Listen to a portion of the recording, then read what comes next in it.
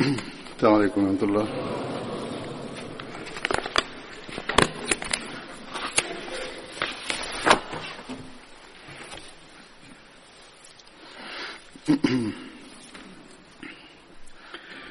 أشهد أن لا إله إلا الله وحده لا شريك له وأشهد أن محمدا عبده ورسوله أما بعد فأعوذ بالله من الشيطان الرجيم بسم الله الرحمن الرحيم الحمد لله رب العالمين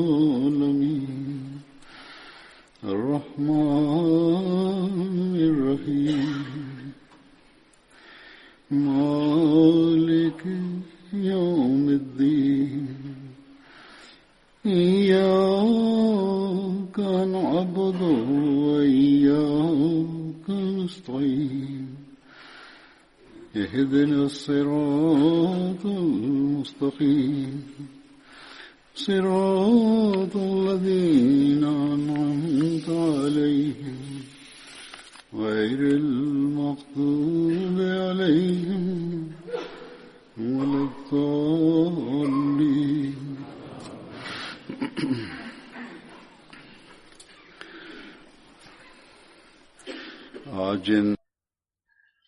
The first of the companions that I will mention today who took part in the battle of Badr is Hazrat Khirash bin Sima Ansari radiyallahu anhu.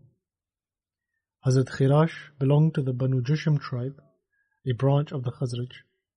His mother's name was Habib, and Salma, Abdul Rahman and Aisha were among the children of Hazrat Khirash radiyallahu ta'ala anhu. Hazrat Khirash radiyallahu anhu participated in the battles of Badr and Uhud, and he sustained 10 injuries on the occasion of the battle of Uhud. Hazrat Khirash radiyallahu ta'ala anhu was counted among the skilled archers of the Holy Prophet, peace be upon him.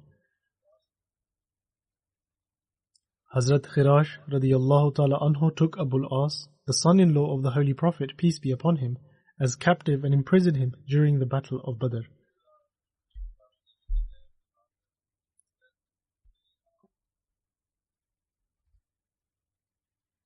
The second companion to be mentioned is Hazrat Ubayd bin Tayyihan radiyallahu ta'ala anhu. The name of Hazrat Ubayd bin Tayyihan is also reported as Atiq bin Tayyihan. His mother's name was Layla bint Anik, and he was the brother of Hazrat Abul Haysam bin Layyihan. He was also among the confederates of Banu Abdil Ashal and participated in the Bayt-e-Aqba along with 70 Ansar.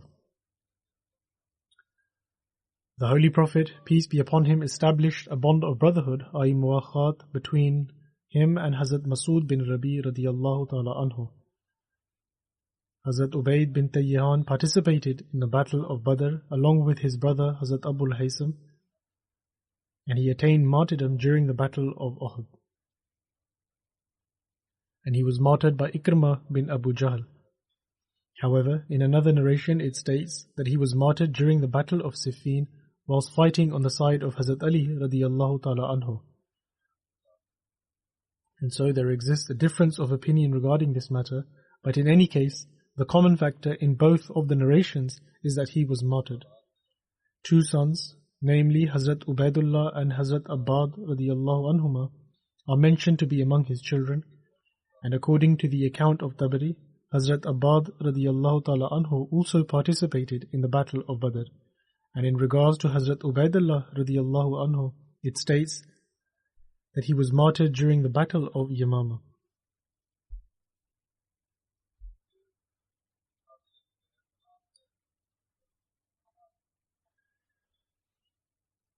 Then the next companion is Hazrat Abu Hanna Malik bin Amr radiyallahu ta'ala anhu. Abu Hanna was his title, while his actual name was Malik bin Amr. And Muhammad bin Umar Waqidi has counted him among those who took part in the battle of Badr. However, there exists a difference of opinion regarding his name. In some narrations, his name is reported as Amir and also Sabit bin Numan. His title is also reported as Abu Habba and Abu Hayya. However, Muhammad bin Umar Waqidi states that two people are reported to have the title of Abu Habba. One is Abu Habba bin Ghaziyah bin Amr, and the other is Abu Habba bin Abd Amr al-Mazini.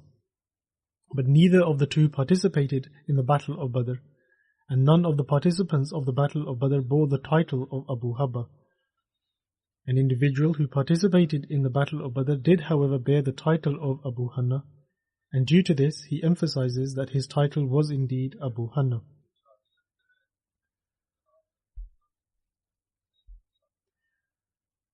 The next companion to be mentioned is Hazrat Abdullah bin Zayd bin Salba radiyallahu ta'ala anhu.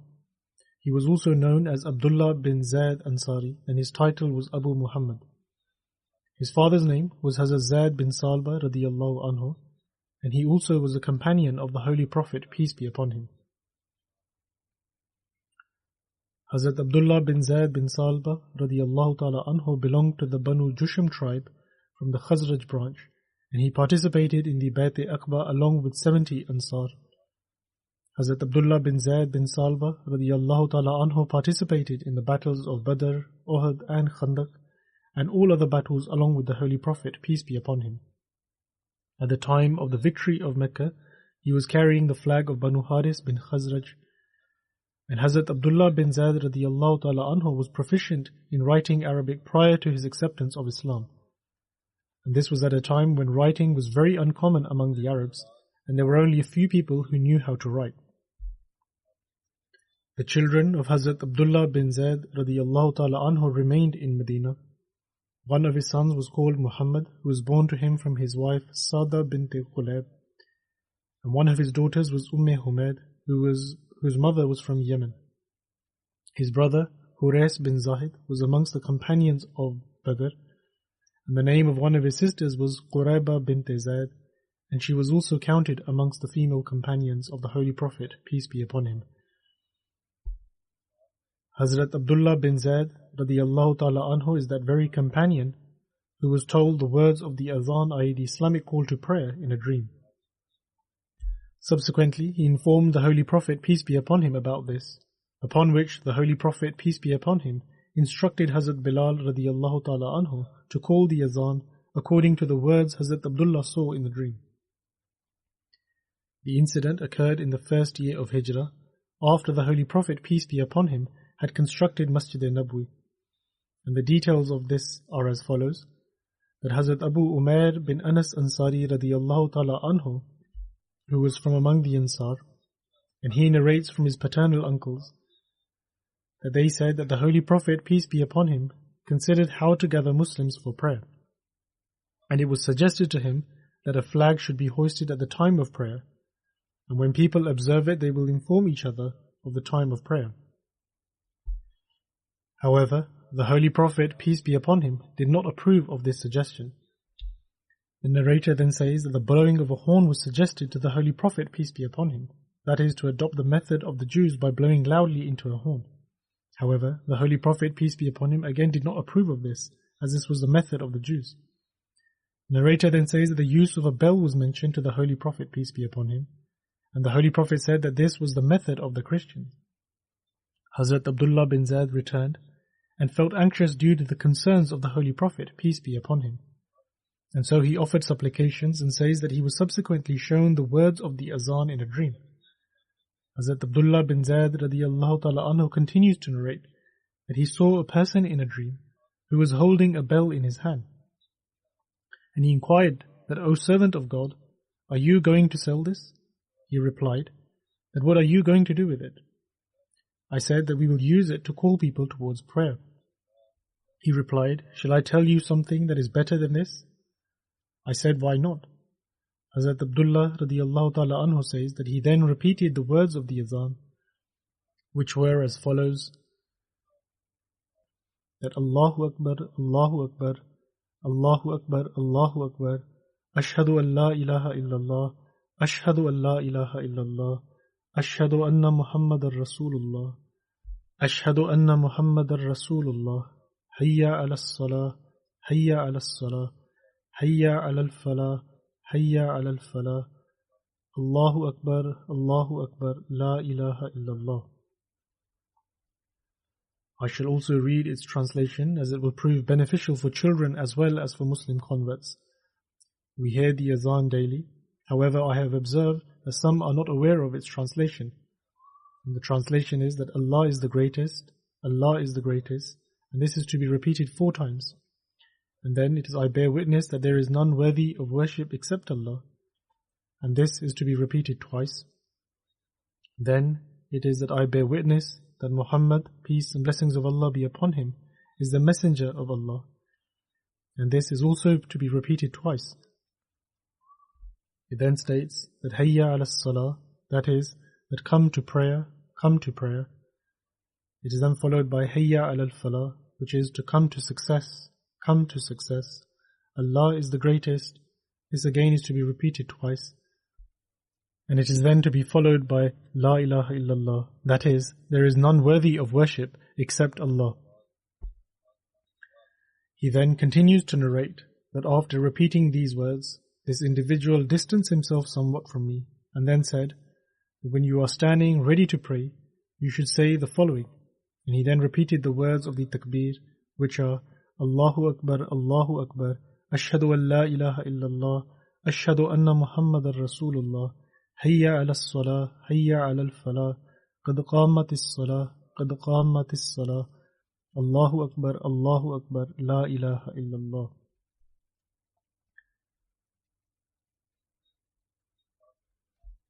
These are the same words of the azan, but with the addition of Qad qamatis salah, that is, that prayer has begun, and following this, the same words of Allah is the greatest are repeated. Hazrat Abdullah radiyallahu ta'ala anhu further states that the next morning I presented myself before the Holy Prophet, peace be upon him, and informed him of what I saw.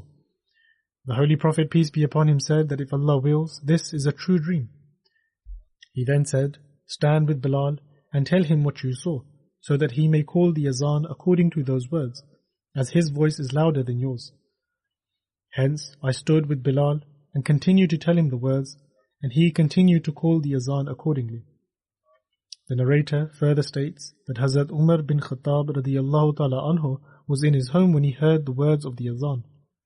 He left his home, dragging along his cloth, which was used as a covering over one's garment, and said that, O Prophet of Allah, I swear by him who has sent you with the truth, I saw exactly what he saw in his dream. Upon hearing this, the Holy Prophet, peace be upon him, said that all praise belongs to Allah the Exalted. And in another narration it states that the Holy Prophet, peace be upon him, said that to Allah belongs all praise, this indeed is the truth.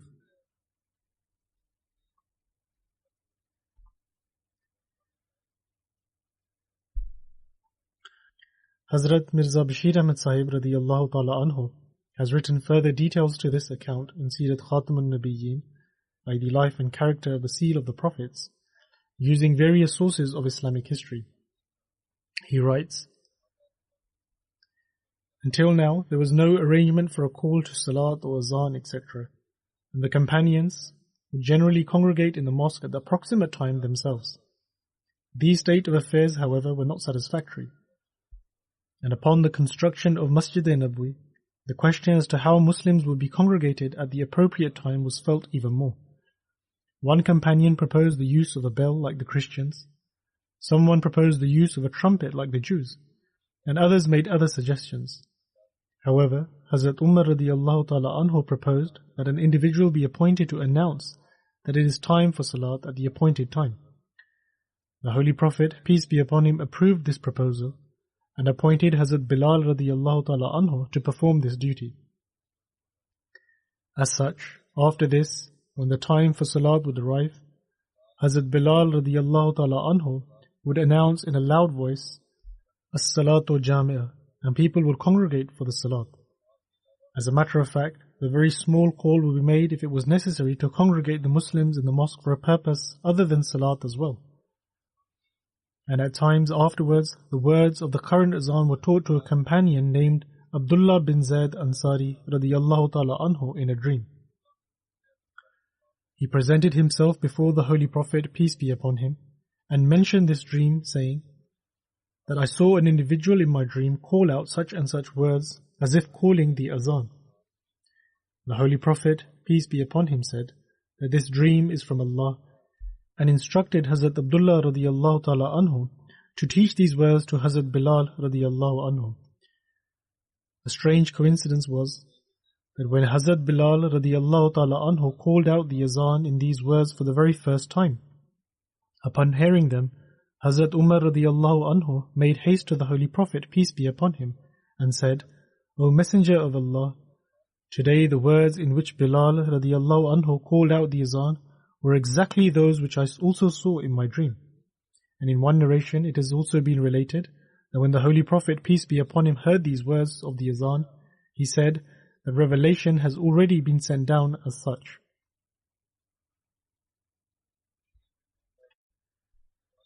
Bashir bin Muhammad relates from his father that Hazrat Abdullah bin Zayd radiyallahu ta'ala anhu, i.e. the companion who saw a dream about the azan, offered his entire wealth in charity and nothing remained with him. The wealth they had was their only means of provisions for him and his son. And so when Hazrat Abdullah bin Zayd radiyallahu ta'ala anhu handed everything to the Holy Prophet, peace be upon him, his father approached the Holy Prophet, peace be upon him, and requested that, O Messenger of Allah sallallahu alaihi wasallam, Abdullah bin Zayd radiyallahu anhu has offered his wealth towards charity. However, that wealth was serving as a means of our provisions. And so, when the Holy Prophet, peace be upon him, heard this, he called for Abdullah bin Zayd radiyallahu anhu and stated that indeed Allah the Almighty has accepted the charity that you have offered. However, now you should return this to your parents as an endowment. Thus, his father states that they acquired this wealth as an inheritance, and their future generations were able to obtain a share from it later on.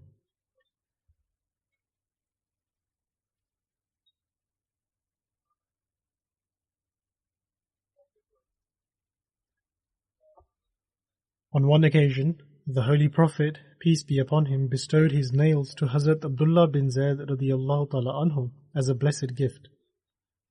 The details of this incident are that Muhammad, the son of Hazrat Abdullah bin Zayd radiyallahu ta'ala anhu, narrates that on the occasion of Hajjatul Wida, his father was with the Holy Prophet, peace be upon him, in the field of Mina at the Manhar, i.e. the place where the sacrifices are offered. And there was another person from among the Ansar who was present there as well. When the Holy Prophet, peace be upon him, distributed the sacrificed animals, Hazrat Abdullah bin Zayd radiyallahu ta'ala anhu and his Ansari companion did not get anything. Thereafter, the Holy Prophet, peace be upon him, had his hair cut and placed his hair on a piece of cloth and distributed these among the people. The Holy Prophet, peace be upon him, then had his nails cut and granted them to Hazrat Abdullah bin Zayd radiyallahu ta'ala anhu and his Ansari companion.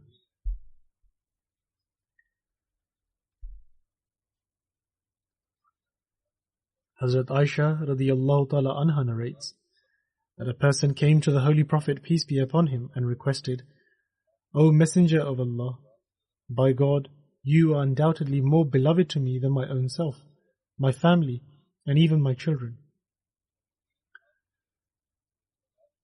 He then said that I was at home thinking about you, and I could not hold myself back to the point that I just had to come and meet you, and now I am looking at you.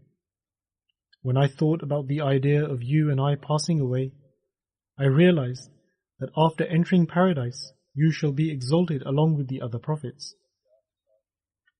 And so I became afraid that when I enter paradise, I will not be able to find you. The Holy Prophet, peace be upon him, did not respond to this person until Hazrat Jibreel descended with the revelation of the following verse. And that is, وَمَن يُطِعِ اللَّهَ وَالرَّسُولَ فَأُولَٰئِكَ مَعَ الَّذِينَ أَنْعَمَ اللَّهُ عَلَيْهِمْ مِنَ النَّبِيِّينَ وَالصِّدِّيقِينَ وَالشُّهَدَاءِ وَالصَّالِحِينَ. That is, and whoso obeys Allah and this messenger of His shall be among those on whom Allah has bestowed His blessings, namely the prophets, the truthful, the martyrs, and the righteous.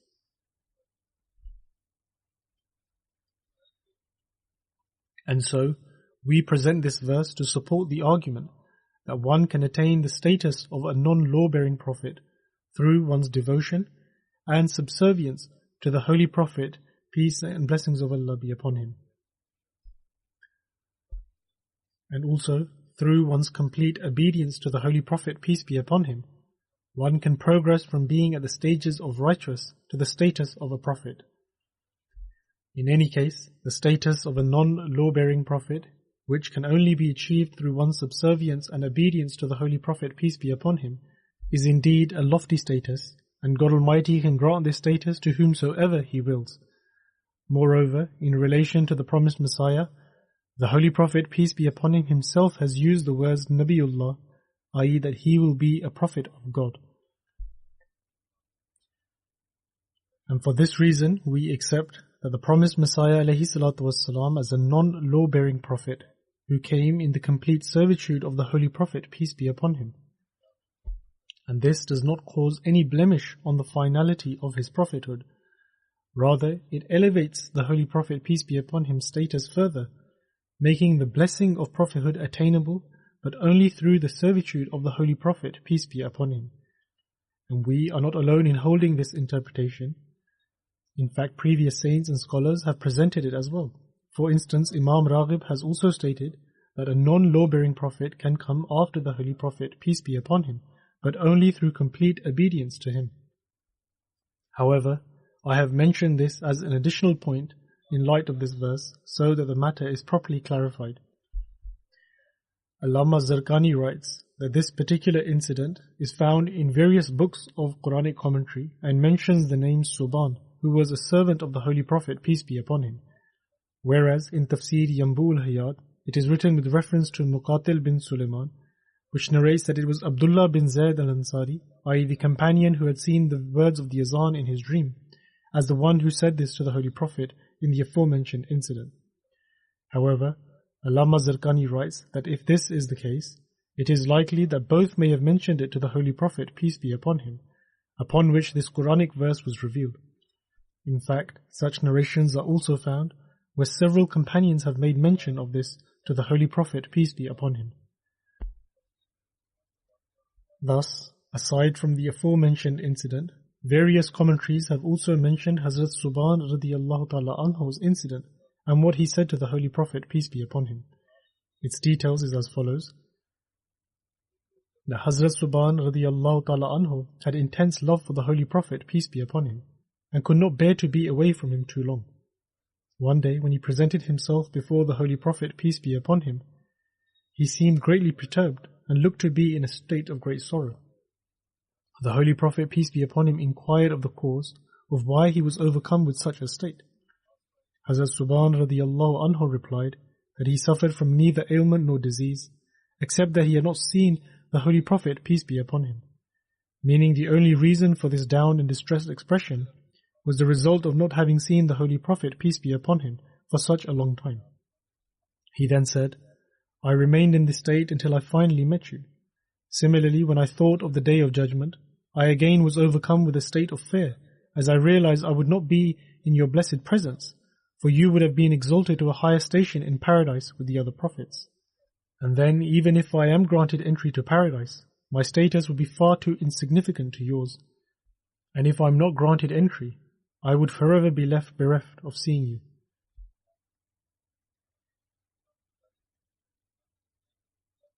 Then, Allama Zarqani further writes that Hazrat Abdullah bin Zayd radiyallahu ta'ala anhu was once working in his garden.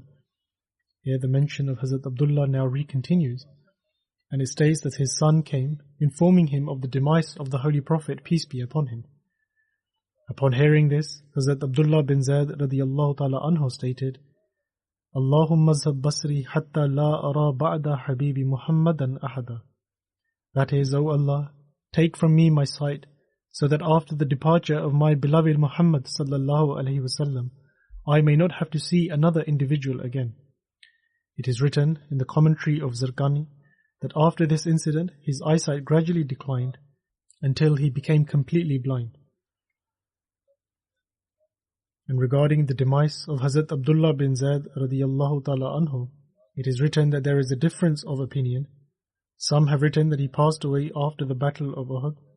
However, majority have written that he took part in all battles alongside the Holy Prophet, peace be upon him, and passed away much later in the year 32 Hijri during the caliphate of Hazrat Usman radiyallahu ta'ala anhu in the city of Medina.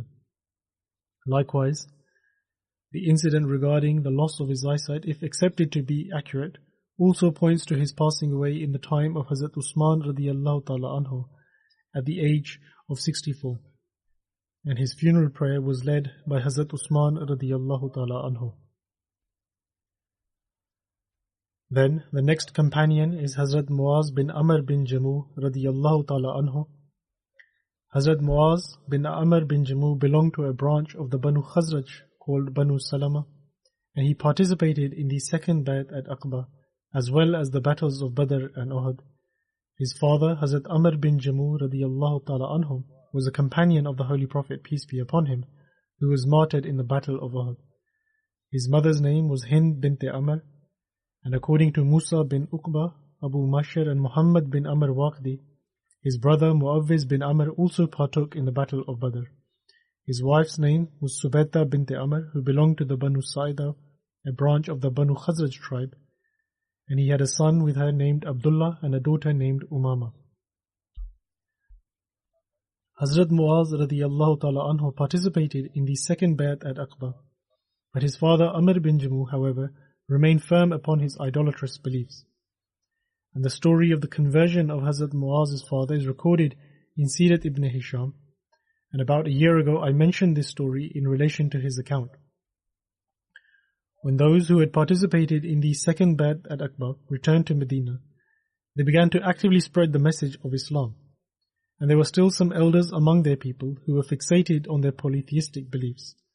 And among these were also Amr bin Jamuh, and his son Hazrat Muaz bin Amr had participated in the second Bay'at at Aqba and had pledged allegiance on this occasion to the Holy Prophet, peace be upon him.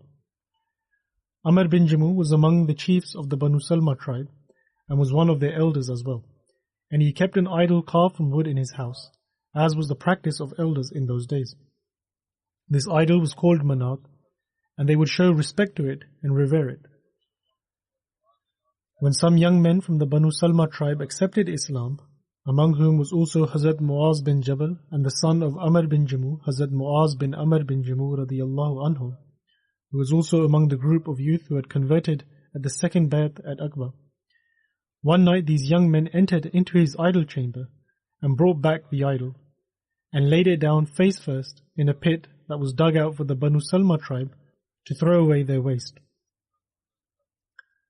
The next morning, when Amr woke up, he cursed those who had taken away their idol in the night and had shown enmity towards it. He then went in search of it, and when he found it, he washed it and cleaned it, saying, "I swear to God, if I find out who has done this to you, I will certainly ruin him." And when the night fell and Amr would be asleep, his son would repeat the act. And again, when morning came, Amr bin Jamuh did the same thing. He would undertake the same effort to look for it, wash it, etc. And so, when several nights passed like this, Amr bin Jamuh removed the idol from where it had been thrown, washed it and cleaned it. He then brought his sword and hung it around its neck, saying, "By God, I don't know who is doing this to you. So if you have any power at all, here is a sword I leave with you. Use it to stop him." He then placed the sword by the idol, and when the sun set and Amr went to sleep, the same youth among whom was also his son did the same thing to the idol again. Removing the sword from around his neck, they tied the idol to a dead dog with a rope, and casting it to an old well of the Banu Salma tribe which was used to dispose of waste. When Amr bin Jamuh awoke in the morning and didn't find the idol where he had left it, he went out in search of it until he found it lying face first tied to a dead dog in the well, And when he witnessed this sight, the truth of his erred ways opened up to him. The Muslims of his tribe also introduced him to the teachings of Islam, and by Allah's mercy he became a Muslim. This incident has been recorded in the Seerah of Ibn Hisham, and it also states that Amr said that this idol couldn't even do anything with a sword. What benefit could there possibly be in worshipping such a god?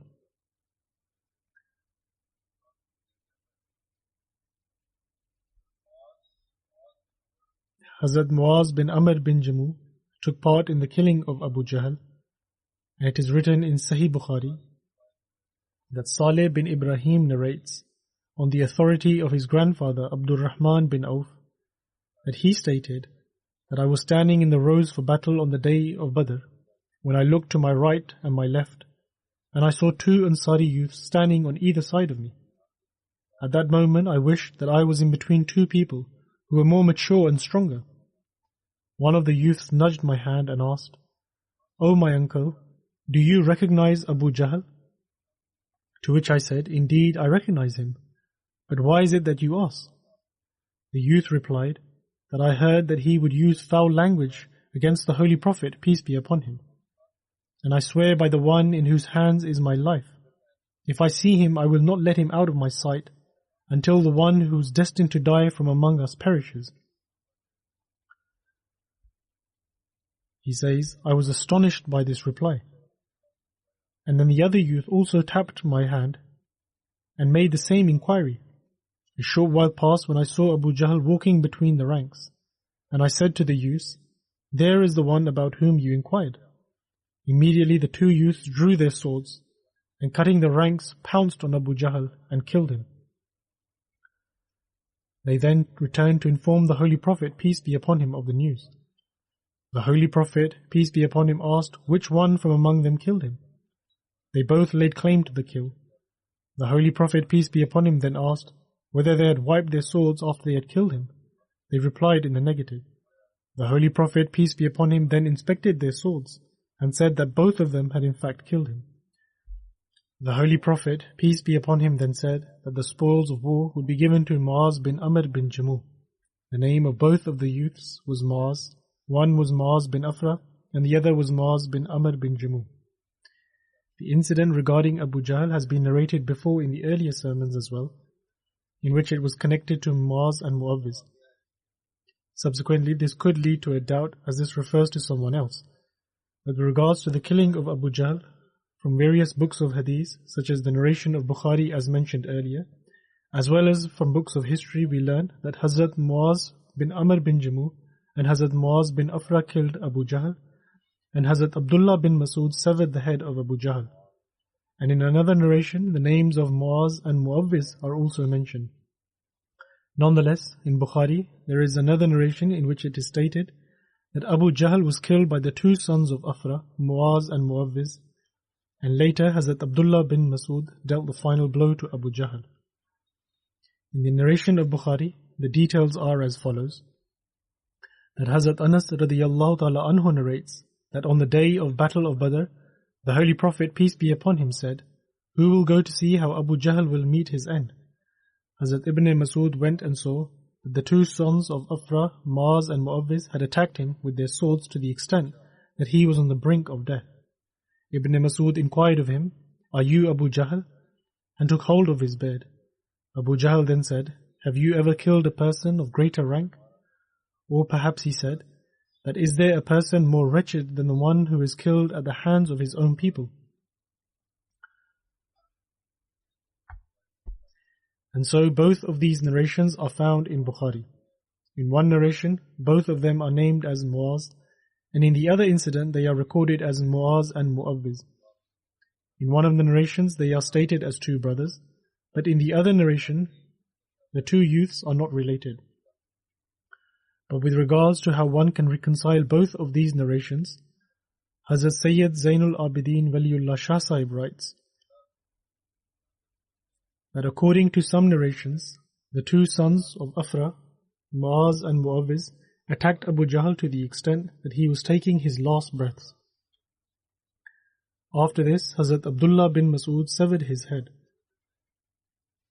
And Imam Ibn Hajar has stated that after Muaz bin Amr and Muaz bin Afra attacked Abu Jahl, Mu'awwiz must have attacked him as well. For this reason, in one of the narrations there is mention of two brothers, and in another narration there is mention of two youths who are not related. Also, in the commentary of Fathul Bari, it is written that perhaps all three of them attacked Abu Jahl. Then, Allama Badruddin Aini writes regarding the death of Abu Jahl, that Abu Jahl was killed by Muaz bin Amr bin Jamuh and Muaz bin Afra, and Hazrat Abdullah bin Masud was the one who then brought the severed head and presented it to the Holy Prophet, peace be upon him.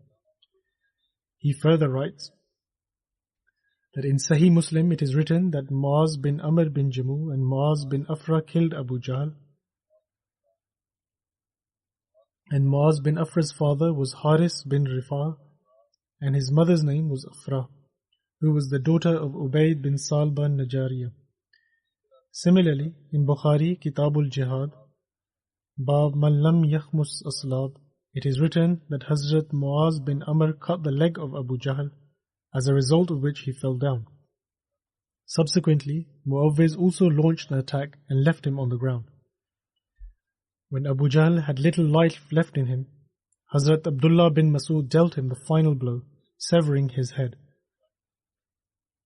He then further writes that if one questions as to the reason why all these incidents need to be mentioned, then I would say that perhaps they all had a hand in the killing of Abu Jahl.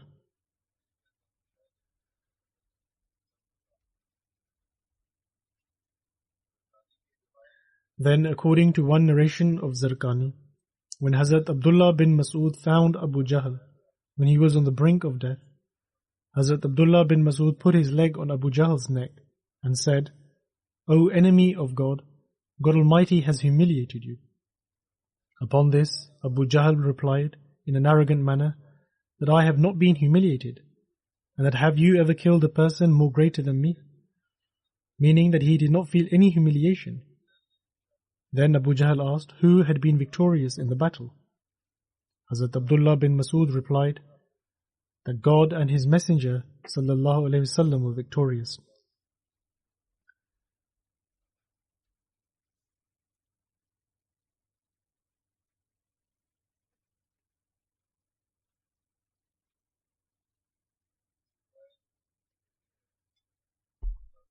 Then, according to another narration, it is stated that Abu Jahl said, I was his, i.e. Muhammad sallallahu alaihi wasallam's enemy all his life. And even today, my enmity has not subsided in the slightest.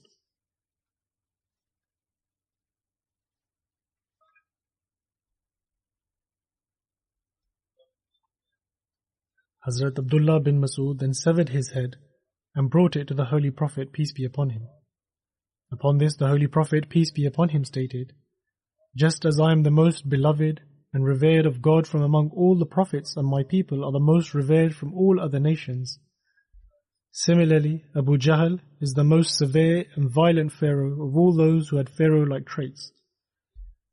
It is for this reason it is mentioned about him saying, حَتَّى إِذَا أَدْرَكَهُ الْغَرْقُ قَالَ آمَنْتُ أَنَّهُ لَا إِلَهَ إِلَّا الَّذِي آمَنَتْ بِهِ بَنُو إِسْرَائِيلَ. This has been mentioned in Surah Yunus in the Holy Quran, meaning, till when the calamity of drowning overtook him, he said, I believe that there is no God but He in whom the children of Israel believe.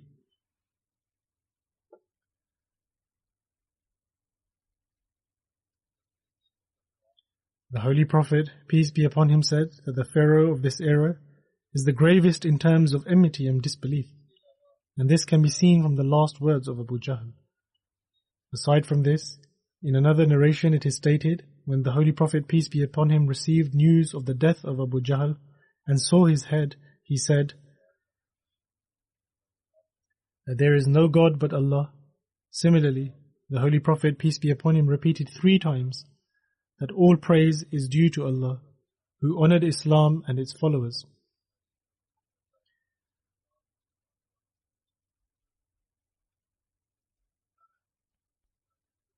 In another narration it states that the Holy Prophet, peace be upon him, stated that every nation has a pharaoh, and in this era the pharaoh was Abu Jahl, who God Almighty destroyed in a terrible manner. Hazrat Muaz bin Amr bin Jamuh passed away during the caliphate of Hazrat Usman radiyallahu ta'ala anhu. Khalifa bin Khayat states that on the day of the Battle of Badr, Muaz bin Amr bin Jamuh suffered a wound as a result of which he remained unwell until the caliphate of Hazrat Usman radiyallahu ta'ala anhu, and he passed away in Medina, and Hazrat Usman radiyallahu ta'ala anhu led his funeral prayer and buried him in Jannatul Baqi. Hazrat Abu Hurairah radiyallahu ta'ala anhu narrates that the Holy Prophet, peace be upon him, said, Muaz bin Amr bin Jamuh was an exceptional individual. May God Almighty shower His endless mercy on all these people who immerse themselves in the love of God and His beloved and attain their pleasure.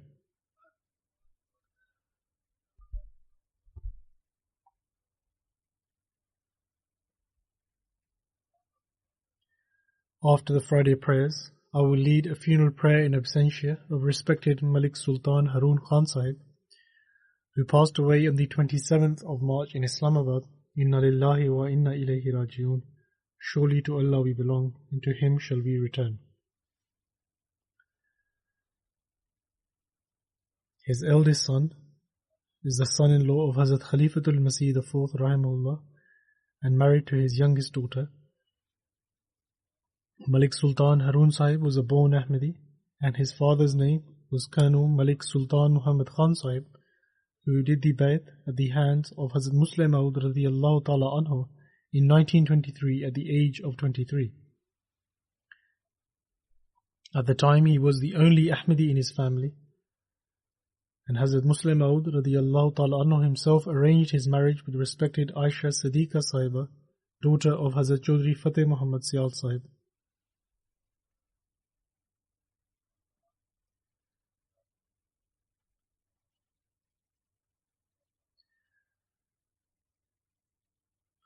The deceased belonged to a very honourable and noble family of the Punjab, and Malik Amir Muhammad Khan, who was the governor of West Pakistan and was famously known by the title of Nawab Kalabagh, was the paternal cousin of Malik Sultan Harun Khan Sahib's father, in other words, Colonel Malik Sultan Muhammad Sahib.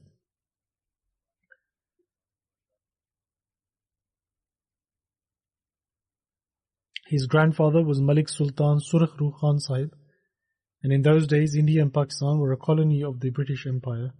However, owing to his status of Nawab, he was held in high regard by them. And he said that 4 years after the birth of his son, Malik Sultan Muhammad Khan Sahib also had the honour of accepting Ahmadiyyat. Despite heavily immersed in worldly endeavours, he had an inclination towards faith, and due to this God Almighty blessed him with the opportunity to accept Ahmadiyyat.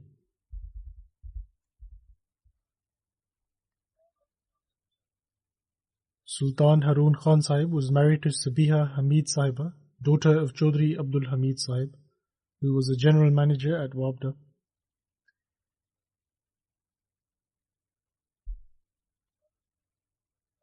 Hazrat Khalifatul Masih III rahimahullah led their nikah, and during the nikah sermon regarding Chaudhry Fateh Muhammad Siyal Sahib, who was a pioneer missionary in England, Hazrat Khalifatul Masih III stated that Chaudhry Fateh Muhammad Siyal Sahib was a well-respected elder of mine, and I am indeed indebted to him for his kindness. Hazrat Khalifatul Masih III further stated that at a young age, while still inexperienced, he would take me along with him and provided me with many opportunities to enhance my experience. My affinity for those living in rural areas, which was concealed in my heart, was able to be manifested through the opportunities I received by staying with Chaudhry Fateh Muhammad Siyal Sahib. Hazrat Khalifatul Masih III further states that even now when a simple villager meets me, I enjoy the frank and straightforward conversation far greater than if I were to have a conversation with someone from the city. This is because those living in the cities have a habit of employing many formalities in their style of speech, and thus owing to this habit of theirs, I also naturally start conversing with them in a similar way. Hazrat Khalifatul Masih III further states, nevertheless, today I shall lead the nikah ceremony of the grandson of this benevolent elder of mine, Malik Sultan Harun Khan, son of Colonel Sultan Muhammad Khan. Hazrat Khalifatul Masih III further stated that members should pray that just as our elders selflessly and with great sincerity serve the religion of God, may the same passion to serve the faith and the spirit of sacrifice continue extraordinarily in their progeny. And so, by mentioning this again today, at the occasion of his funeral, I pray that may Allah the Almighty enable Malik Harun Sahib's progeny to not only maintain a relationship with Ahmadiyyat and Khilafat, but to further strengthen it. The deceased has 3 sons and 3 daughters, and as I mentioned, his eldest son, Sultan Muhammad Khan Sahib, is the son-in-law of Hazrat Khalifatul Masih IV. Malik Harun Sahib took great care of the poor and needy of the local area. In particular, he treated those women who had genuine needs with great kindness. The women also mentioned that while Malik Sahib was alive, we felt very safe in our area, but now after his demise we feel very scared. There is a lot of hostility and insensitivity in the area of Attock, and the poor are neglected of their rights. But despite being a landowner and an influential individual of the area, he took great care of the poor. Sultan Harun Khan Sahib's sister, Rashida Siyal Sahiba, who resides in Canada, says that my brother Sultan Harun Khan Sahib possessed many qualities. He had a great sense of honor for Ahmadiyyat and was willing to sacrifice his life for the institution of Khilafat. He was truly loyal to his friends and courageous in the face of the enemy. He supported the poor and needy, and she further states that once Hazrat Khalifatul Masih IV wrote a letter to me stating that your father, Colonel Sultan Muhammad Khan Sahib, was like an unsheathed sword for Ahmadiyyat, and your brothers share the same quality. Once there was a lot of hostility in that area. Firstly, there would be a lot of enmity over land and wealth, but then due to Ahmadiyyat there was also a lot of hostility as well. So she writes that Hazrat Khalifatul Masih III Rahimullah said that bullets will be fired, but they will fly over you, and inshallah nothing will happen to you. She further writes, they witnessed how the words of the third Khalifa proved to be true. In 1977, an attempt was made to assassinate Malik Sultan Harun Sahib at the Fatah Jung police station, and shots were fired at him, but the bullets just brushed over the hair of his head, and he did not even sustain a scratch. Thus God Almighty protected him in a miraculous manner. He was extremely generous towards the poor, and greatly supported those who were helpless and weak. His elder brother, Malik Sultan Rashid Khan Sahib, states that after the demise of our father, Malik Sultan Harun Sahib was the head of our family. And despite all my efforts, he would always excel ahead of me when it came to serving the Jamaat. He was a true and ardent devotee of the promised Messiah alayhi salatu wassalam and for Khilafat-e-Ahmadiyyat. After the events of 1974, a high-ranked officer once asked him in front of me about the state of his faith in Khilafat, and he responded in Punjabi that it was like metal, i.e. his faith in the institution of Khilafat was as strong as metal. And during the migration of Hazrat Khalifatul Masih IV, he had the opportunity to accompany him in the travel up to Karachi. Rashid Sahib further writes that in some of the letters which I have kept preserved of Hazrat Khalifatul Masih IV, he mentioned that he was a general of Ahmadiyyat and an unsheathed sword in his love and honor for Ahmadiyyat. Rashid Sahib further writes, as far as his nawafil, i.e. voluntary prayers during the night, and bond with the Holy Quran is concerned, very few people will know because he never spoke about this. However, in both aspects he was very regular. Perhaps I too would not have come to know of this had I not shared the same room with him for 4 months during my severe illness in 2016. He says that during those days it was extremely difficult for me to stand up and sit down, and he stayed with me in the same room in order to take care of me. It was during that time that I witnessed him reciting the Holy Quran and offering his nawafil regularly.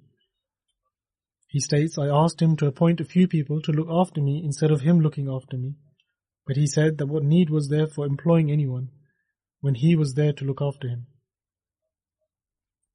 Rashid Sahib further writes that he was a very caring person, and through many efforts he built 9 to 10 schools, And if ever a time came when he did not have enough funds to pay for the construction of the school, he himself would work alongside the laborers and would say to them that he was doing more work than them. And he never entertained the thought that he was the son of a Nawab or that he was a landowner. His daughter, Mahmuda Sultana Kashif, writes that my father's love and loyalty for the institution of Khilafat is not hidden from anyone. She says that right from my birth, my father always taught us to always place our faith in God Almighty and to pray to Him in all our dealings, and that nothing can be achieved without prayer.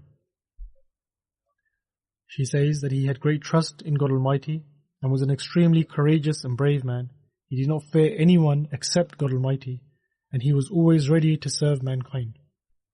Similarly, his son Sultan Muhammad Khan writes that my father did a great deal of social work. He built 8 schools and helped construct another 2, and also donated some land for the use of a graveyard. He gave land for 8 schools to be built, and he gave numerous poor people jobs and helped them in every way possible. May God Almighty grant him His mercy and forgiveness, and enable his progeny to continue his good deeds and remain attached with the Jamaat and the institution of Khilafat. As I mentioned earlier, that I shall lead the funeral prayer in absentia after the Friday prayers.